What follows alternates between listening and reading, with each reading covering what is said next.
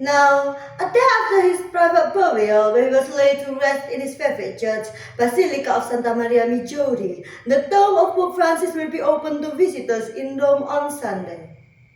Officials said hundreds of thousands lined the streets to mourn the Pope as his coffin traveled from the Vatican following his funeral on Saturday. Huge crowds had gathered in St. Peter's Square for the main service, which was attended by dozens of heads of state and royal guests.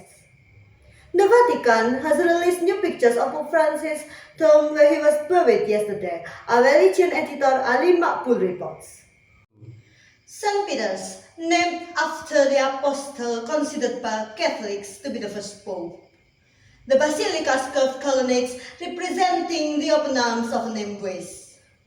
This was the spectacular backdrop for the farewell to the 266th pope. Inside the basilica, ahead of the funeral mass, a last chance to visiting dignitaries, including the Prince of Wales, to pay their respects. Sakistama, one of dozens of world leaders in attendance. There was applause in the crowd when President Zelensky appeared. But by mid-morning, the invited guests took their seats. Clergy on the right looking out, politicians and sovereigns on the left.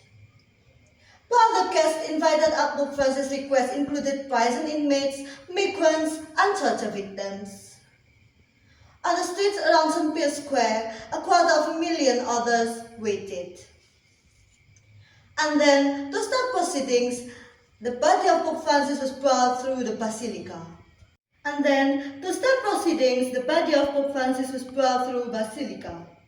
In a coffin with him his mirror of papal hat, his pastoral staff of Croatia, and a scroll of written records of his life and pontificate.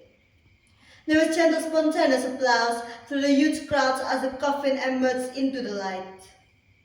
Its 14 bearers taking it to the front of this breathtaking arena, presenting it to the world but not on the platform.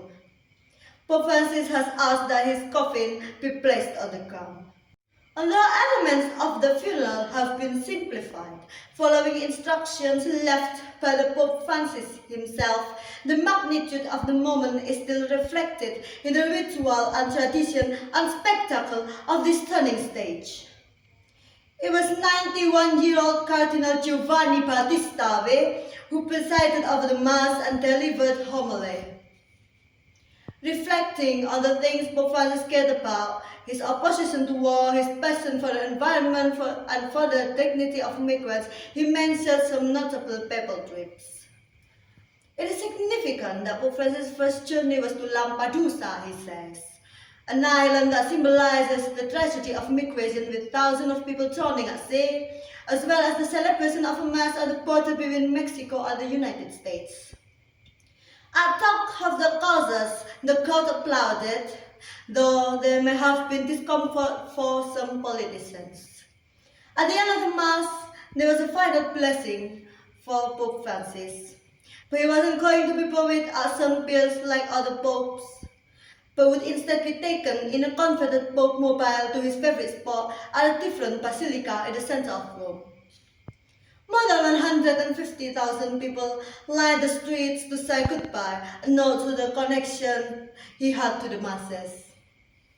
At the Pope's destination, a group of people from homeless centers waited to welcome him, so too did the clergy who would anticipate in the final part of today's ceremony.